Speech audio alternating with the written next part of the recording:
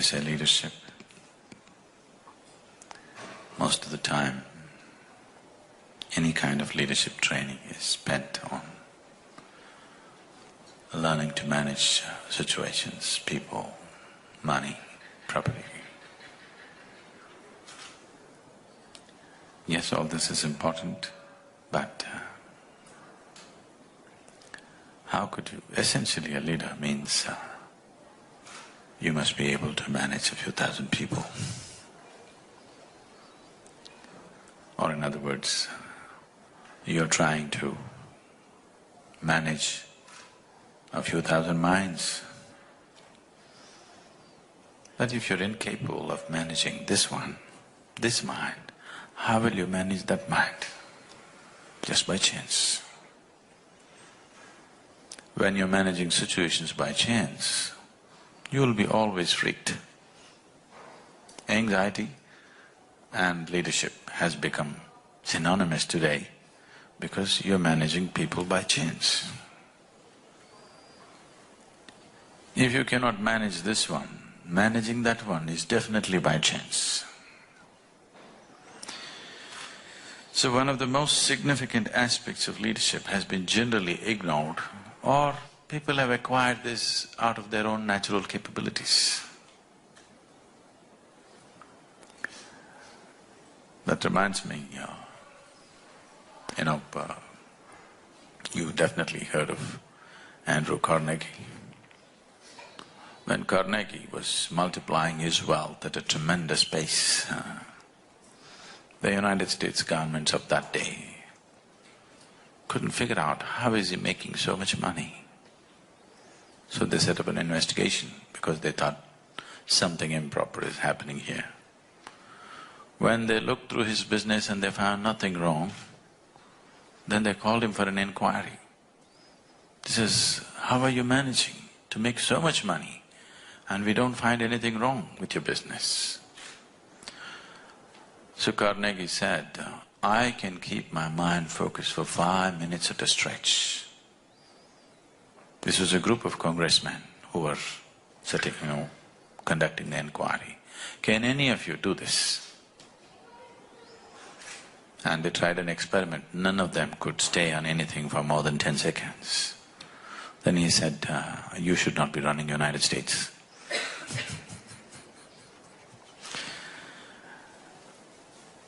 Because if you do not know how to manage this one, managing the rest is always going to be accidental. When you do things accidentally, being anxious is very natural. And today we have enough medical evidence to prove that if you're not in a very pleasant state of mind, then your body and your mind will never function at its optimal level. There is substantial medical evidence towards this. Only when you're very peaceful and blissful, your body and your mind works at its best. And your success in this world is just this. To what extent can you harness the capabilities of this physical body and this mind? That's all success is. It doesn't matter what is the nature of your activity, that's all it is. Is it so? And the most fundamental and the basic requirement to make your body and mind work properly, sensibly, in the highest possible way is that if you sit here, you must be in a state of pleasantness within you. If I ask you the simple question, how many of you in these many years of living have had a 24-hour stretch, that is one single full day, where you did not have a single moment of irritation, agitation, anger, anxiety, stress, nothing. You just passed through it blissfully. How many? Very few people can say yes to this. Not just here, in the whole world, unfortunately. In all these years of living, not even a single day happened the way you want it. Not outside, within yourself. If your body and your mind took instructions from you, how would you keep it? Pleasant or unpleasant? Let me know your choices. How would you keep it? For yourself I'm saying, I'm not talking about your neighbor. You may have other intentions for him, but for this one, pleasantness, isn't it so? Yes or no? So if 124 hours did not pass in utter pleasantness, obviously your body and your mind are not taking instructions from you. Any instrument is truly useful to you only if it takes instructions from you, isn't it?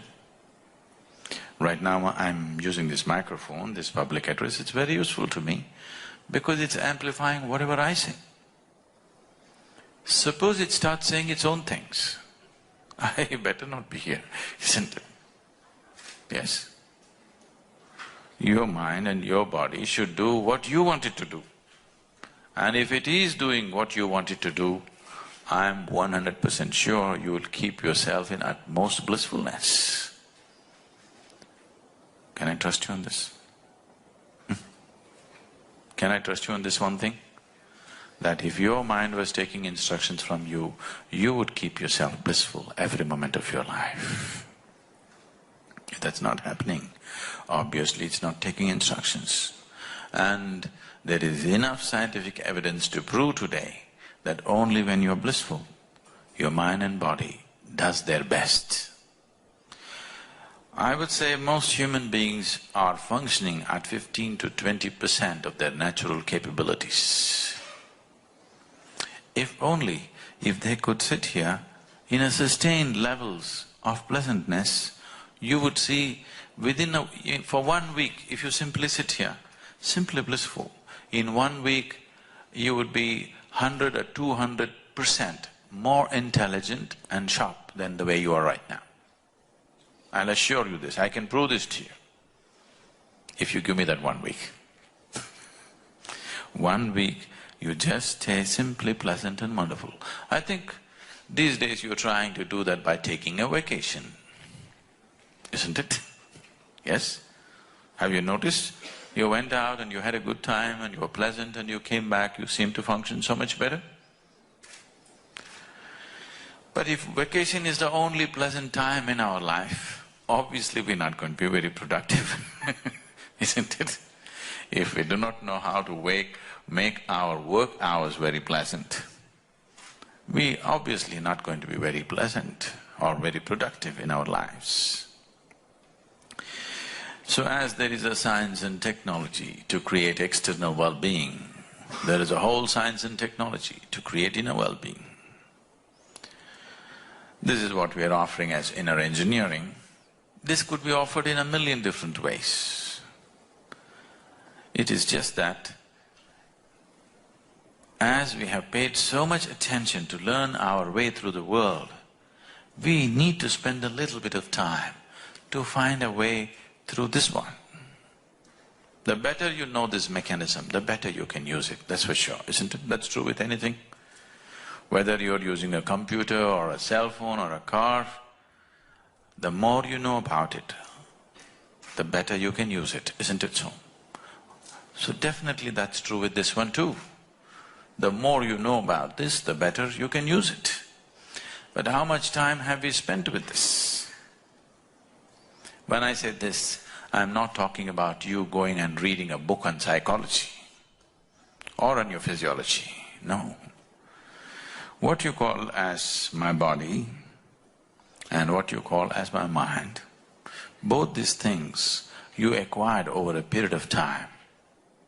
When you were born, you came with such a small body, isn't it? Slowly you accumulated this. What you accumulate can be yours, can never be you. Yes? I'm not disputing whether it's yours or not for now. But what you accumulate can be yours. Can it be you? Whatever you accumulate can be yours, but can never become you, isn't it? If you start thinking yourself to be something other than what you really are, There are bad medical terms for this, I will not go into that. Two cows were grazing upon an English meadow. They were English cows. And one of the cows said, "What is your opinion on the mad cow disease?" The other said, "I don't care a hoot, as anyway I am just a helicopter." Okay? If you think yourself to be something other than what you are, there are bad words for that, I won't use such things upon you. But it's very, very, very important, especially people who are in positions of power, positions of responsibility, that every action, every thought, every emotion that you generate has impact on many lives around you. When you are in such a position, it's extremely, extremely important that this one is in a state of utter pleasantness and well-being, isn't it so? If your life was just your own nonsense, it's up to you. Once you say, "I'm a leader in some place," everything that you do, the way you think, the way you feel, the way you act, has impact on a few thousand lives. When that is so, it becomes of paramount importance that you take care of this one in a completely different way, not just being physically healthy, much, much more than that. Right now, unfortunately, most people's well-being is so fragile, just about anybody can hijack it. You went out today and somebody told you, "You are the most wonderful person in the world." And you were floating on cloud, what number? 9? You do only 9? In South India we do 11, you know. You were floating on whatever number cloud and you came home and people at home told you who you really are. It's a very fragile well-being, isn't it so? Just anybody can hijack it, just anybody. It doesn't take some earth-shaking event to hijack your well-being, please see. Anything can stress you, anything can make you anxious, anything can make you disturbed, anything can make you lose your sense of joy and peace. Now, in this state, your ability to use, your ability to manifest the capability of who you are is not at a very high level. Unfortunately today, most people when they use the word human, they're always using the word human as a bundle of limitations. If someone says, "Oh, I'm only human," he's not referring to the possibilities of being human. He's not referring to the immensity of being human. He's only referring to the limitations of being human, isn't it so? Yes. When someone says, "I'm only human," he's only talking about his limitations. These limitations have become significant, mainly because of the kind of identities that one takes on, and above all, because even this one is not happening the way you want him to be. See, in your life, nobody happens 100% the way you want them, isn't it so? Has anybody happened in your life? Your parents, your friends, your spouse, your children, none of them happen 100% the way you want them. These days, not even your dog, he does his own thing. Has anybody happened 100% the way you want them? Or are you such a hopeless romantic, you're still hoping that somebody will happen 100% the way you want them? Nobody will happen. They'll happen to some extent. If they happen 51% the way you want them, you are doing great. Yes. Yes or no? If people are happening, people around you in your life are happening 51% the way you want them to be, that means you're doing great, your steak is good. So nobody happens the way you want them to be. It doesn't matter, that's not the real problem. The problem is this one is not happening the way you want him to be. Nobody happens, it's okay. This one person must happen the way you want him to be, isn't it so? Yes? If this one doesn't happen, it's a lost case. If this one did happen the way you want him, I'm sure you would keep him in the highest level of pleasantness and well-being. And that is a sure way of ensuring that who you are finds full expression in your life. Then when you say, I'm human, you will refer to the immensity of being human, not to the limitations of being human.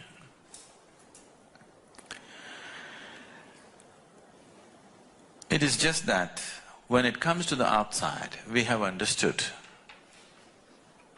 There was a time, whenever you get onto your plane today, do you tell prayers?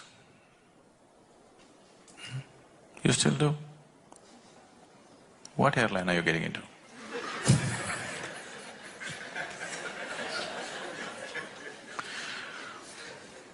Not anymore, isn't it? You just go, that's it, because you know the airplane is well taken care of, the pilot is well trained and everything that needs to be done has been done, and the chances of you crashing are 1 in a million. Isn't it so? The chances of you getting killed crossing a street is much more than crashing your plane. So, no, you just go and sit, nobody thinks of God. There was a time if people had to get into an airplane, they would pray 10 times before they got in because they were not sure whether they're going to land or not. Technology, isn't it so? Yes or no? Technology. So right now your trust in technology has way outstripped your trust in God. Please say this. Yes or no? Yes or no? Is anybody still trying the carpet? No.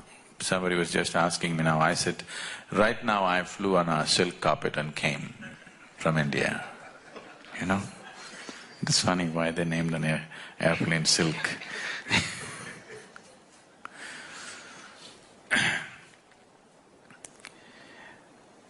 It is just that there was a time when you believed that you could do stupid things and tell a prayer and everything will be okay. Now you understand, unless you do the right things will not happen to you. Yes or no? Are you clear about this? Unless you do the right things will not happen to you on the outside. Why is that not true with inside? Unless you do the right things will not happen to you. It's as simple as that. If right things are not happening to you, obviously you're not doing the right things.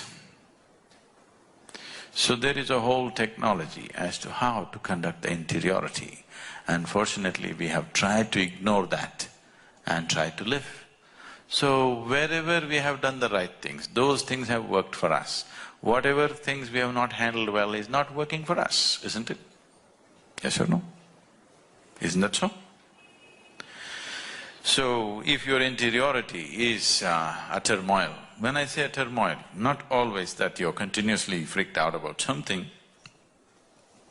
If your experience of the day is not immensely pleasant, that means you are in a steady state of turmoil. Because only when you're very, very pleasant, everything works well. 70% of the ailment on the planet will disappear if people were just simply blissful and happy. This I'm not saying offhand, there is substantial scientific evidence to prove this. So whether we have become medically sick or not, one way or the other, if we are causing unpleasantness, we are sick. If we are causing unpleasantness to this one, we are sick. If I cause unpleasantness to you, you think I'm sick, isn't it so? Yes? If I simply cause unpleasantness to you every day, won't you think I'm sick? So if I'm causing it to this one, am I not sick? Maybe nobody is complaining, but it is a kind of sickness, isn't it? So, this needs to be approached as a science too. It is very, very important, the inner well-being also has to be approached in a scientific way. and it has been done this way for thousands of years, but it's always been so, just a small segment of people made use of this. But it's my interest that people like you, who are in many ways going to impact many lives around you, also should make use of this, because your life is no more about yourself. Once you have taken a position of responsibility, once you have taken a position of power, your life is no more about yourself. Everything that you do has something to do with somebody. Every thought, every emotion, every action has something to do with somebody, isn't it? So, this is too brief a time to do anything more, but if you have questions, any kind of question, we will look at it. Any kind of question.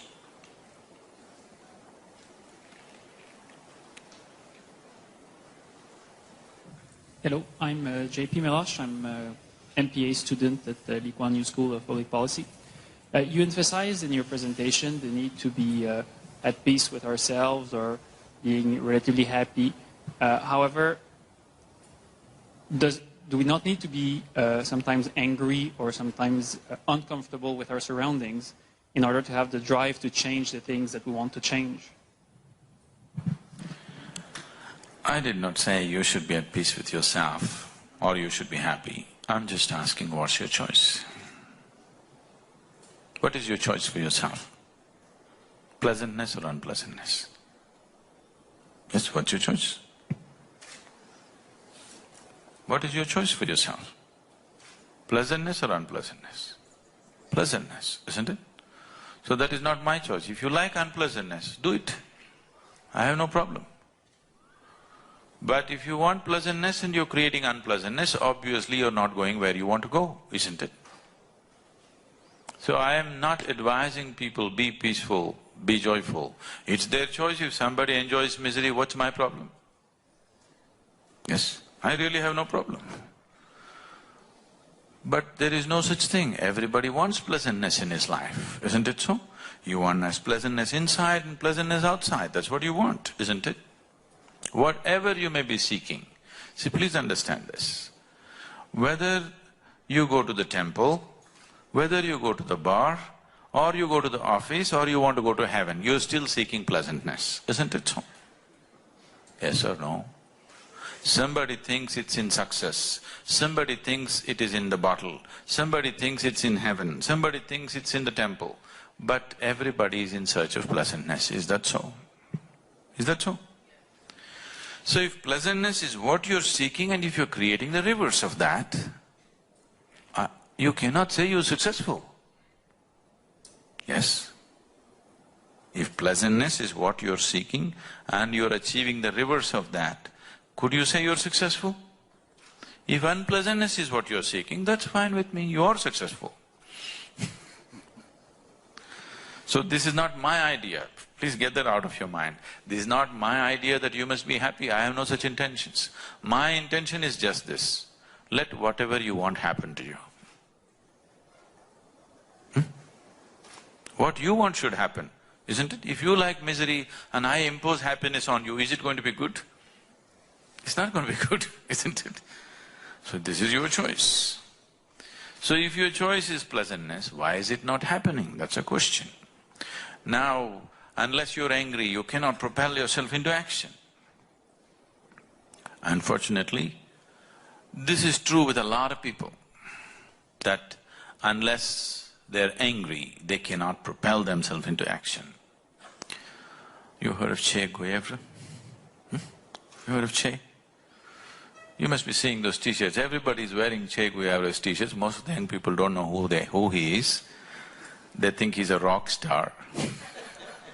But I heard that the one t-shirt which is still being sold to the maximum on the planet is Che Guevara's t-shirt, even today. I see anywhere, any part of the world I go, young people are wearing Che's. Many times I stop them and ask, do you know who this guy is? They said, we don't know. Then why are you wearing? He's Che. So Che, when I was young, Che was like a cult hero. And Che said, if you're in rage, you're one of us. So this impressed me, because wherever I saw injustice, wherever I saw something not going okay, I was also in a rage about everything. Then it took a certain amount of experience and inner exploration for me to see and get out of that rage. Then a group of revolutionaries from, the Jawaharlal Nehru University came to me, and they were all Che people, and they said, Che said this. I said, listen, now I have something to say. If you're out of rage, you're one of us. Now you can propel yourself with rage.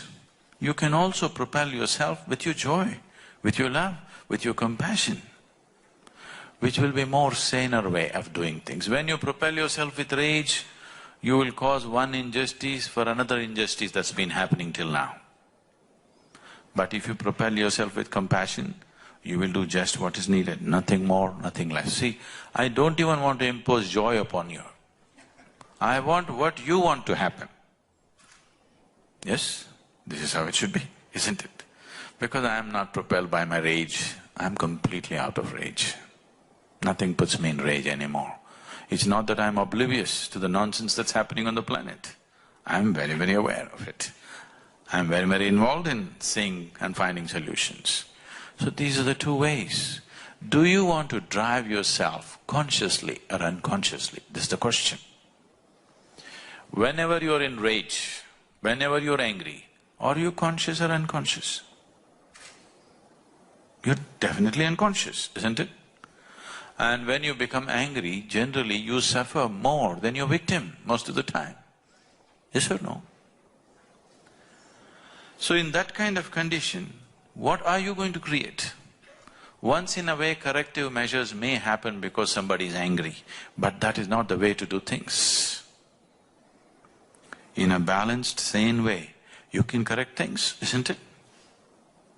The reason why the first injustice has happened also is because somebody is in rage and you're trying to correct it with another rage.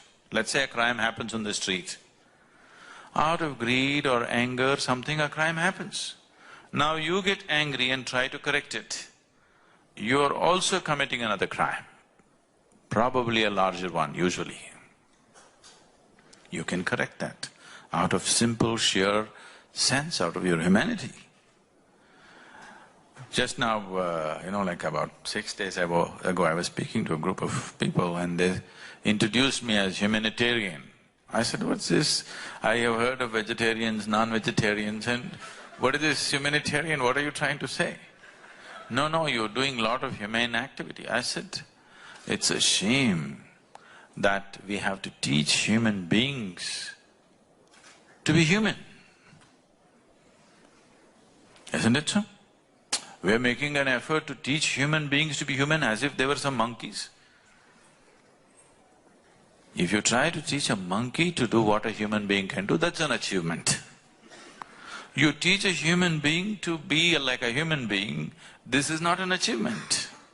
But right now in this world it looks that way because lot of people have taken on different positions.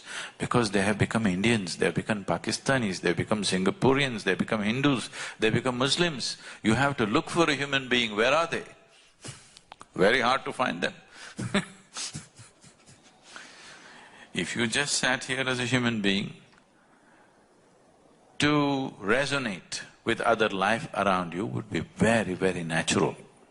If you get identified with something that you're not, then it all gets narrowed down. Some things will happen, yes, you can fight a war, you can do certain things, you can do certain things forcefully, yes. But if you want true well-being in the world, first thing is you have to resonate here as life, because you are life, isn't it? I don't have to teach you that you are life. You are life. If you resonate and throb as life, you will know how to be a wonderful piece of life, which you are. But right now, we are trying to find patchy ways of doing things, simply because somebody did something in anger and it worked at a certain time. That doesn't mean that's the way to correct everything, isn't it so? It's unfortunate if a human being cannot be propelled into action out of his love, out of his joy, out of his compassion. You tell me one thing, on a certain day you're unhappy and angry, on another day you're very happy. Which day are you willing to be more active?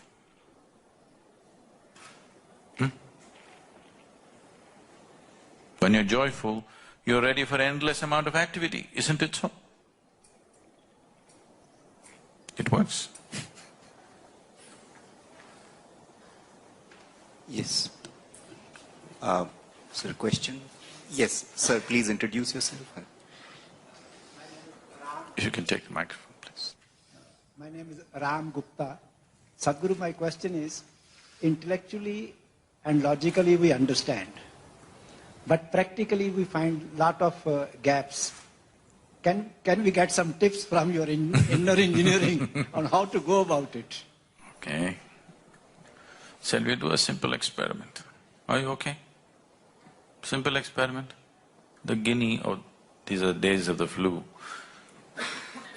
So anyway, we'll experiment. I want you to sit with your spine erect, and your legs uncrossed. What you do is you keep the 5 fingers of your hand together. Place it gently placed upon your thigh, gently. Do not press down, very gently placed. Don't do it yet, I'll tell you what to do, but do not do it yet. We will do this with our eyes closed. With your eyes closed, holding your hand this way, you just breathe slightly deeper than normal.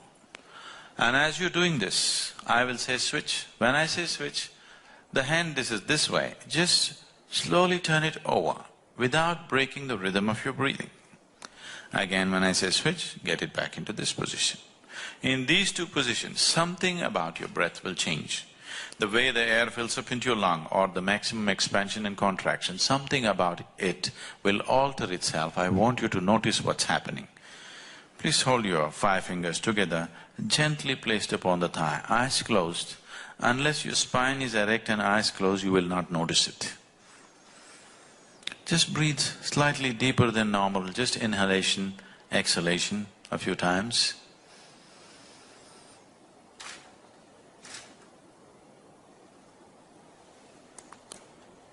Switch.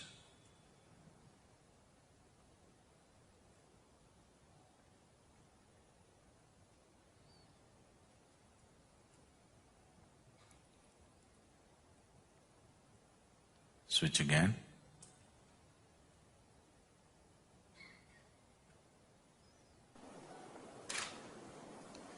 Please open your eyes.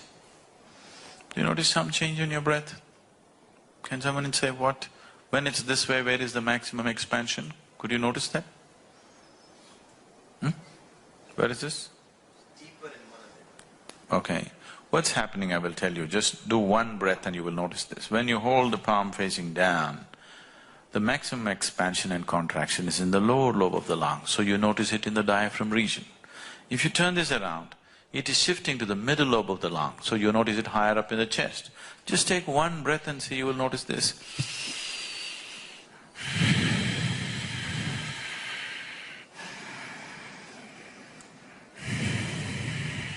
Is that so? Just turning your hand over, the very way you breathe is altering itself. This is not just about the breath. The very fundamental life energies in the system are altering itself just because you turn your hand over. How many times in a day, unconsciously, are you… Now you keep on doing this, now you're setting your energies into turmoil and hoping to be peaceful. Life doesn't work like that. This is like you got into your car, you don't know what these 2 pedals are. You just kick any one of them whenever you feel like it. You know what a jerky driver you will be?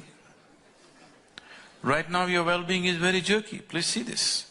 It is not that you do not know peace. It is not that you do not know joy. It is not that you do not know blissfulness. The problem is it's not sustainable, isn't it? Isn't it so? This is like…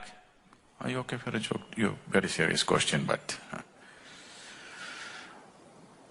On a certain day, this happened in Michigan, an old-timer decided to go ice fishing.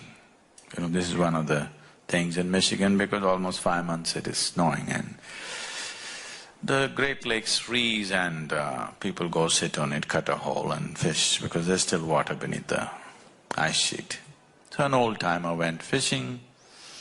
When you go fishing, it's not solely about fish. So he took a can of beer, sat there. The cans got empty. Through the day, he went and sat at 9 or 10 in the morning. So almost 4 o'clock, the crate got empty. He was a little dizzy, but no fish in the basket.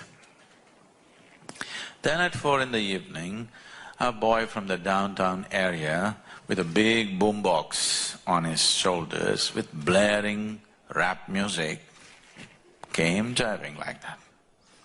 Came, sat close by, cut a hole and sat down, fishing. The old-timer looked at him. No fool like a young fool. I'm sitting here for the whole day, quietly fishing, not a single fish. The fool comes in the evening, the sun is about to set, and with this blaring music, is he going to catch fish? No fool like a young fool. The young people think the other way around, but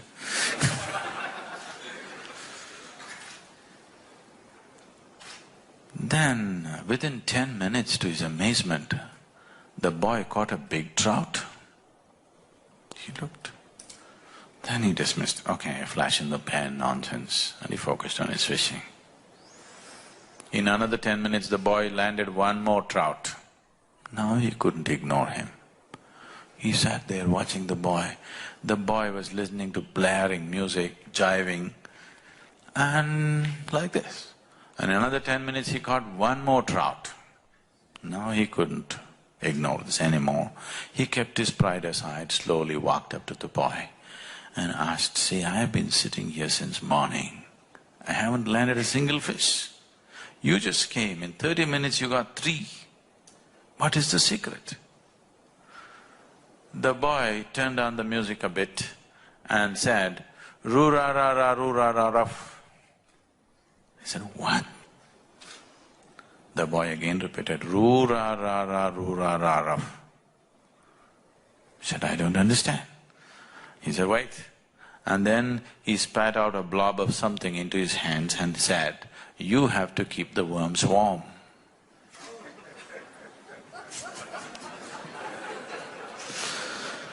Unless you do the right things will not happen to you. So, because the technology is subjective, it's about you. See, if it was about something else, I would have written a book and given it to you. Because this is about you. You are the object and you are the subject. So here, it needs a different level of focus. Right now, your whole focus is outward, in the sense, right now the way you perceive life is through 5 sense organs. Seeing, hearing, smelling, tasting, touching. This is the way you know life, isn't it so? If these 5 faculties shut down, you'll have no experience of life. For example, right now if you dozed off a bit, that's not instruction. If you dozed off a bit, suddenly in your experience, I will disappear, for sure. Everybody around you will disappear and you will also disappear, isn't it so? You fell asleep for a moment, the world disappeared and you also disappeared. Everything is going on, but in your experience everything is gone. Simply because the 5 sense organs have shut down. So these 5 sense organs are the basis of your experience right now, and they're essentially outward bound. You can see what is around you. You can't roll your eyeballs inward and scan yourself. You can hear that. So much activity in this body, you cannot hear that. Even something as small as an ant crawls upon this, you can feel it. So much blood flowing, can you feel it? In the very nature of things, your sense organs are outward bound. But the basis of your experience, the seat of your experience, the source of your experience is within you. Right now, do you see me, sir? Do you see me? Where am I? Tell me. You must point it out. Where am I? Ah, you got it wrong. You know I'm a mystic. See, right now this light is falling upon me, reflecting, going through your lenses, inverted image in the retina. Don't you know the whole story? Where do you see me right now? Where do you see me? Within you, isn't it? Where do you hear me right now? Within you. Where have you seen the whole world? Within you. Have you ever experienced anything outside of yourself? The light and darkness has happened within you. Your joy and misery has happened within you. Your agony and ecstasy can only happen within you. You have never experienced anything outside of yourself. Your pain and pleasure has happened within you, isn't it so? So your whole experience is within, but your five sense organs are outward bound. So, if you have to turn this inward a little bit, if you have to have an inner faculty to focus on the inward nature of who you are, it takes a different level of focus. Everything, these five sense organs are very essential for your survival, so they get turned on when you're born. But if you want to do anything beyond survival, it takes a little bit of striving, otherwise it will not come to you, isn't it? Anything beyond survival, it takes a bit of striving, otherwise it won't happen. So this inner striving has not happened, that's all. I would say, if you're willing to give 28 to 30 hours of focus time, we can turn on a different level of perception which is very inward. That's all it takes. 28 to 30 hours of committed focus time. We usually format this in 3 days, 4 days according to people's convenience, but essentially that's how much time it takes for you to have a simple mechanism to activate a perception which is not outward, which is inward. Once you know what is happening within you, once you're conscious of how it is functioning within you, I'm sure you will create pleasantness for yourself. I trust you on that. I'm Murad, studying here at LKY School of Public Policy. I was just wondering about one concept that you mentioned, that the body and mind get accumulated over time and they are acquired. So they are essentially different from who we are. And I wanted sort of this to compare with the saying of Descartes that said that cogito ergo sum, meaning I think, therefore I am, which is a human being is a thinker as and such. And I was wondering how the mind would be different from who we are. And you also said that we are life. Could you cast some light upon that? Thank you. See, Descartes just said, I think so, I am or I exist. I'm asking you, okay? From your own intelligence, you tell me. Is it because you exist, you can think, or because you can think, you exist? Please tell me, what is true for you? Because you exist, you can think, or because you think you exist? Huh? Because you exist, you can think, isn't it so? Right now your thought process has become so compulsive. It's a mental diarrhea. It's on all the time. So you think it's a non-stop thing, it is not so. If I sit in one place, if I shut myself up and sit, 4 days, 5 days, I don't have a single thought in my mind. Because thought is an activity, isn't it? Any activity, if you wish, it must happen. If you do not wish, it should not happen, isn't it so?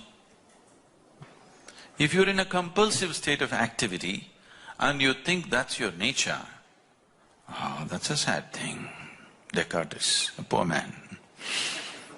I know, famous, what to do. Now, it is not that I said so.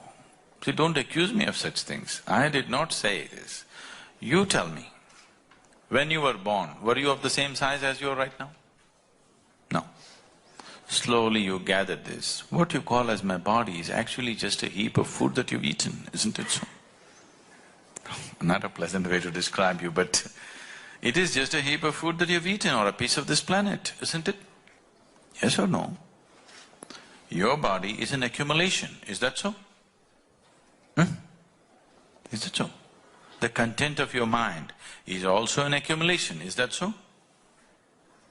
So all I asked you was, what you accumulate, it can be yours, I'm not disputing it as yet, but it cannot be you. It's like this, I'm sitting here right now and I suddenly pick up this glass and say, this is my glass. Then you'll think, okay, Sadhguru has a problem, but it's okay, let's listen. People say he is wise, let's listen. After some time, I said, this is me. Then you'll say, let's go. Yes or no? Now this is a serious problem. This is my glass itself is a problem. Now if I say this is me, this is a serious problem. You don't want to be here. The food appeared on your plate, you said, this is my food. You ate it and now you say it's me. This is a very serious problem. You need to address it. I didn't create this problem. You've been living with this problem for a long time. I feel it's time you resolve this. If you don't resolve this one problem, you're an endless problem. If you resolve this one problem, there is no other problem in life. There is only one problem in life, that's you. If you solve this, then there is no other problem, just situations. Some we can handle, some we cannot handle, that's all.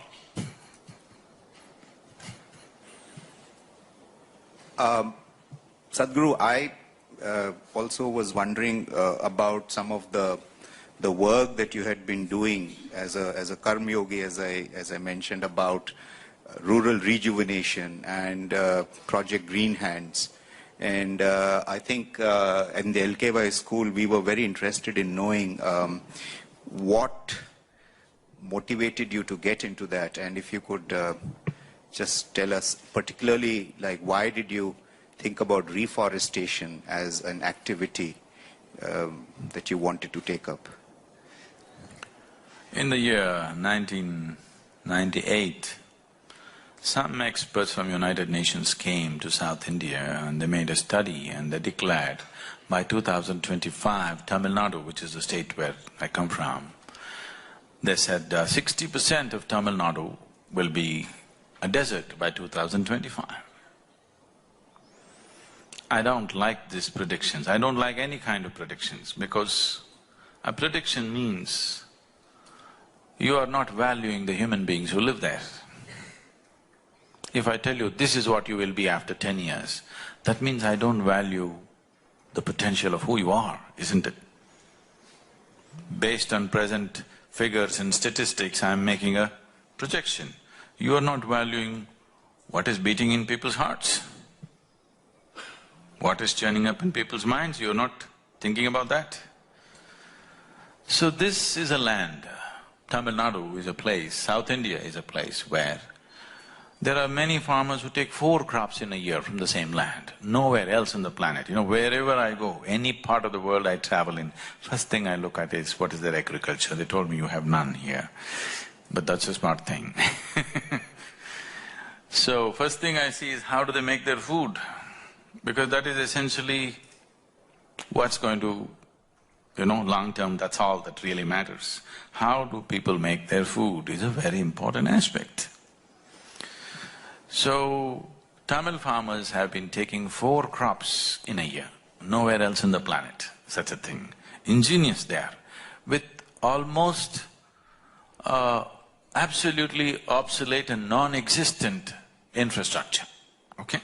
No infrastructure, simply man and land.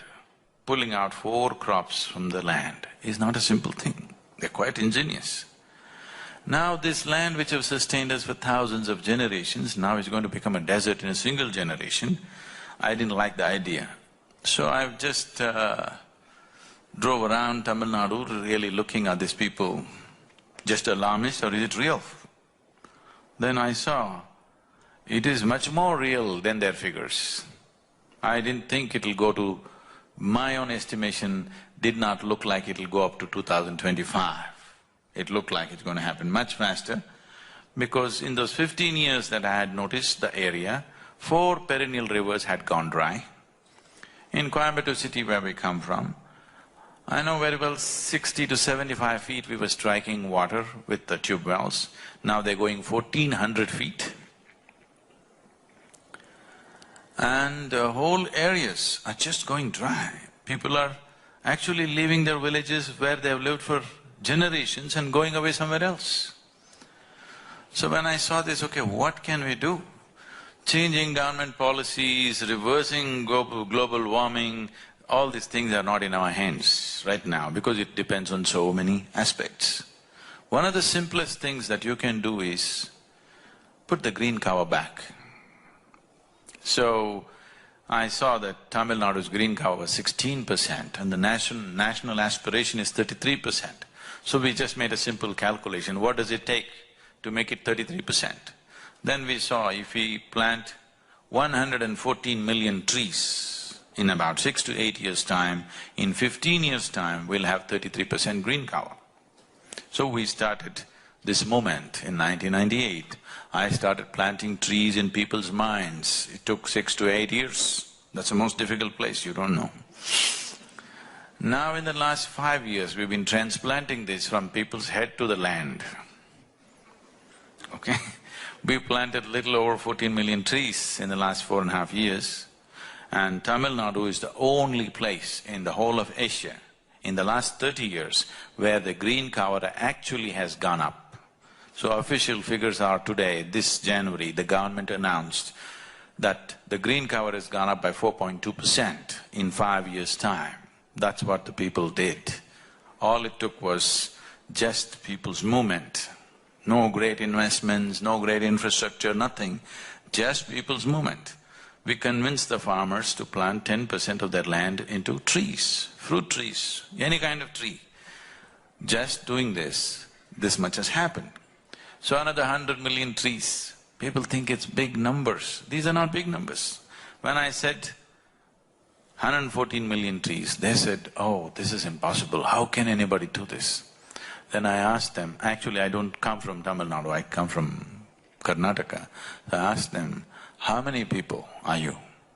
They said, we are 4 people in the house, 1 is on the way, something like this. I said, that's not it, how many Tamils are you? How many Tamil people? They said, we are about 60 million people. I said, 60 million people, all of you plant 1 tree today. Take care of it for 2 years and plant 1 more.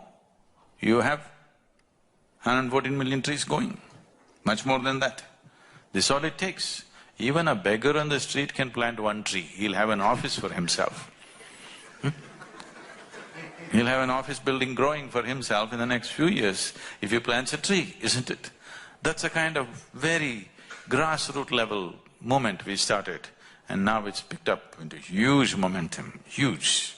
We have over 1400 nurseries now running in Tamil Nadu, generating millions of saplings, school children, all kinds of people. Most people you never thought would be involved in ecological movement, that kind of people. Now slowly the bigger guns are slowly beginning to move in the end. So this is not… for me this is not ecology. For me, my interest is just life.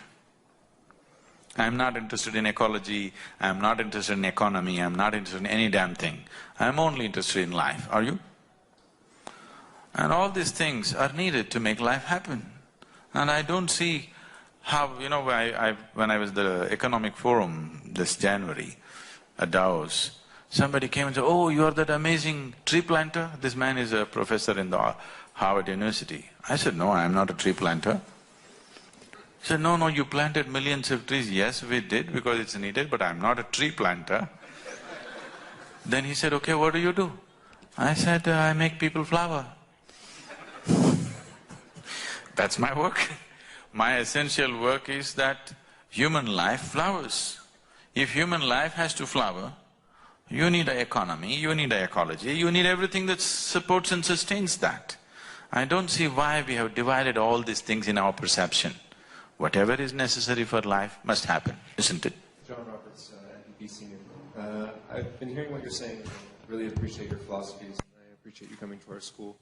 As a school of public policy, and seeing the momentum that you've been able to turn in your projects, what recommendations do you have? Because you do have the ears, actually, of policymakers from throughout Southeast Asia. So I think somewhat related to your question, sir, is what do you recommend from a governmental perspective that we can do to help further bring about the things that you are saying here and that things that we all are agreeing with you, I believe?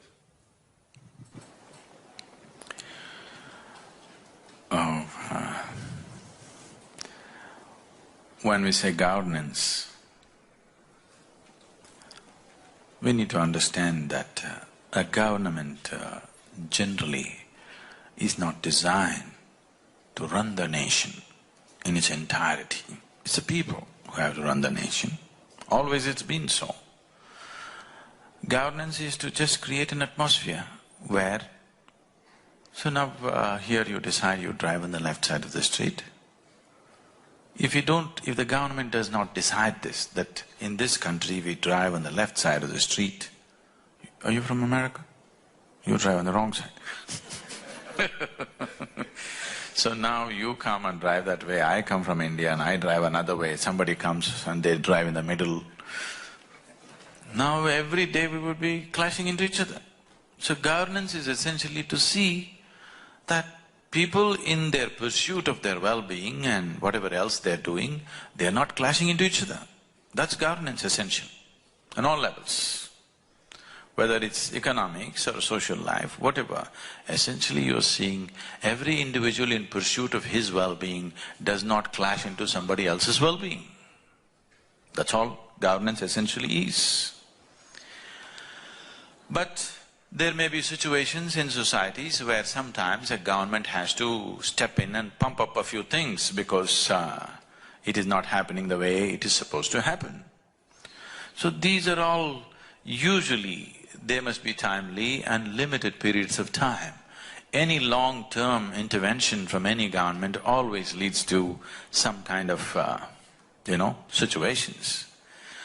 In different societies, these things may be decided and determined by those societies as it is necessary for them. There is no one common prescription. I think a lot of policymakers, a lot of people influenced by one successful culture trying to implement the same thing elsewhere, they've caused quite a bit of disasters and pain across the world, And that's one of the biggest pains of Asia right now is we are trying to implement what the Western societies successfully did on our societies where it is not fitting into people's way of thinking and feeling and doing things, and it's causing so much of struggle.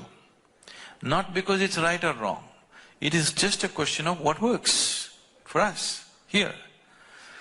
So, as policy makers, the main policy is just this, human well-being is the policy, isn't it? That's all the policy is. All other policies should be around that. There's a single policy for any government, it must be the well-being of the citizens of that nation.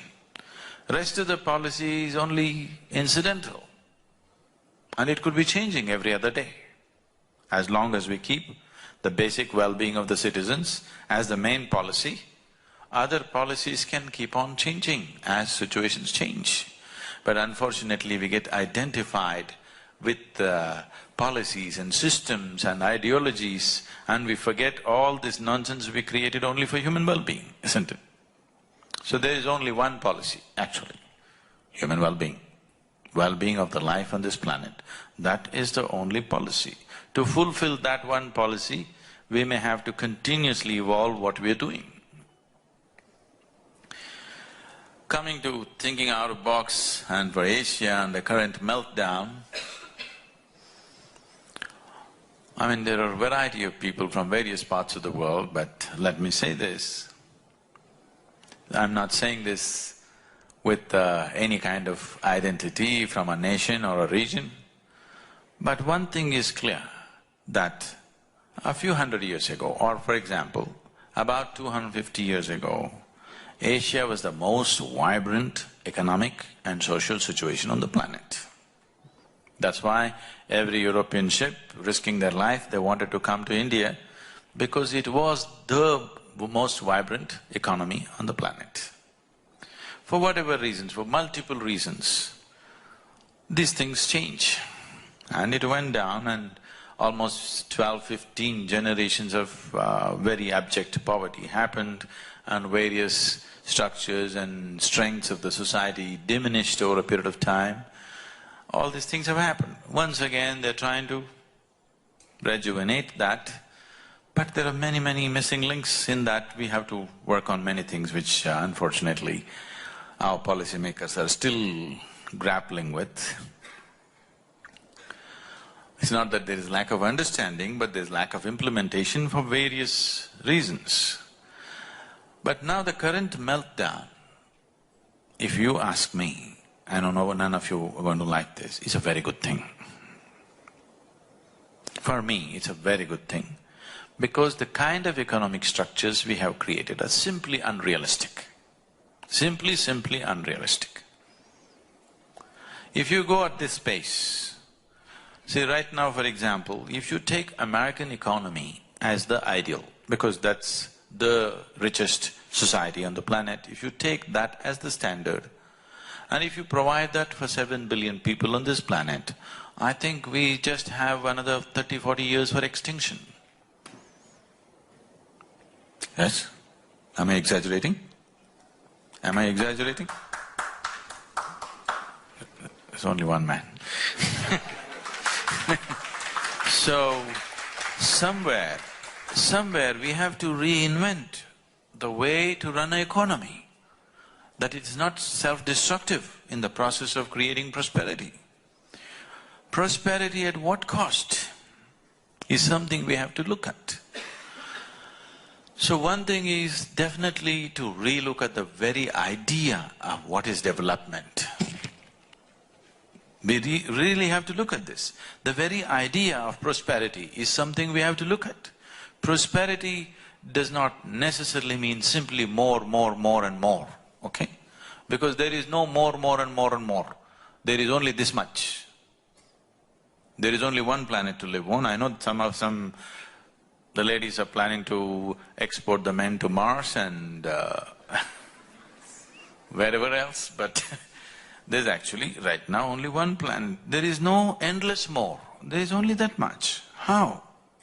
To generate well-being for everybody within this, we have to completely rethink our ideas of well-being, our ideas of prosperity, our ideas of success in the world. I think meltdown has brought that kind of thought process in the world to some extent. But once again, they're all getting hyped up because the share markets are moving up.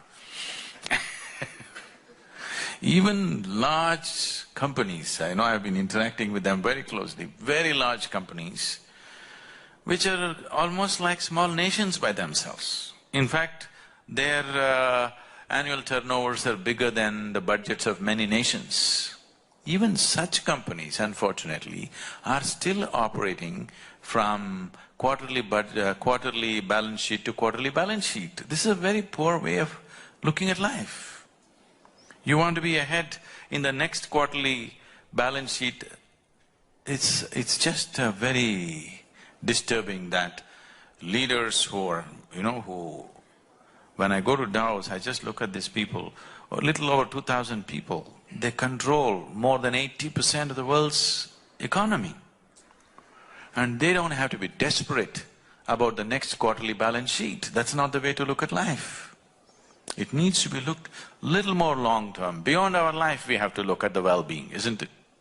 We are living here as if we are the last generation. That's not good. So the kind of well-being that we had known in this part of the world, in this region in the world, was of a totally different kind in the past. Only thing was the democratic process was missing to some extent. Other than that, generally people lived well. Even when monarchies were there, many of them were very gentle monarchies which handled things well, you know. People were happy. That's all that ultimately matters. People were happy. That's all that matters. Not this system or that system. There's no ideal system on the planet. Who is managing the system? That's what makes the difference, isn't it? Yes? Any system can be made to work beautifully if the right kind of people are handling it. The wrong kind of people, you give it whatever great systems in their hands, they will ruin it. So, we need to first of all focus on producing the right kind of people who have a larger vision of life than a very narrow focus towards a very narrow goal, which is very, very destructive. So, meltdown is a good opportunity. One thing is to rethink many things, and also, no matter what you do, Asia never had a level playing field for various reasons.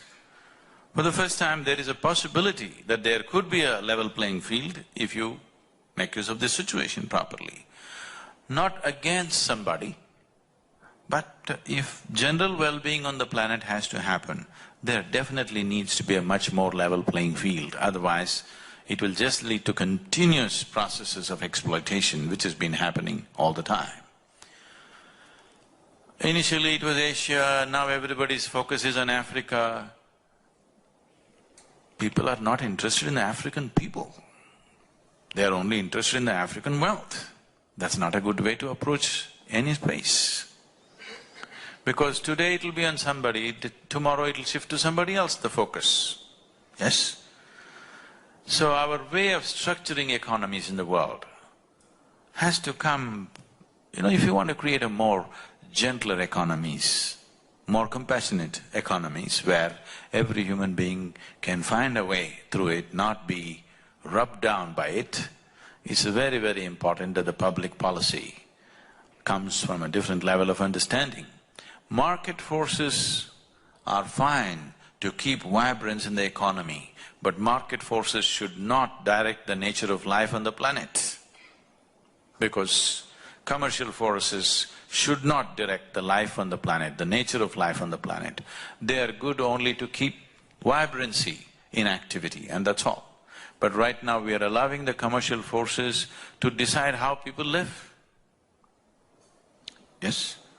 I mean, I'm not making any particular comment on any company or whatever, but even a kindergarten child, a child which is going to kindergarten knows this much, that carbon dioxide is bad for him. Yes? But you bottle carbon dioxide and you say this is the real thing. Now we need to look at it. What is it? What is this about? Are we really interested in human well-being or just in somehow running something we call as economy which is against human well-being? There is no such thing. Nobody should call himself an economist, an environmentalist, this. Essentially, every human being should be focused towards how to create well-being for all life on this planet. That should be the fundamental policy. And this consciousness, if it doesn't arise on all levels, we will work towards our, diminishing human life on the planet, not for the well-being, because right now we are going about as if we are the last generation. It's a very irresponsible way to live. So this meltdown is a good time. People have time to think because they're out of their jobs, they're thinking, it's good. Welcome you all to… We have created a certain space in South India. We are in the middle of a rainforest, and this space was essentially structured, engineered for self-transformation. This is a very carefully crafted place just for this purpose, and we are open 7 days of the week and 365 days, and we are only 4 hours away from here. So someday, whenever it's possible for you, please make this trip and experience this space, because this is a very, very unique space created for self-transformation. This is something that everybody should experience. Thank you very much.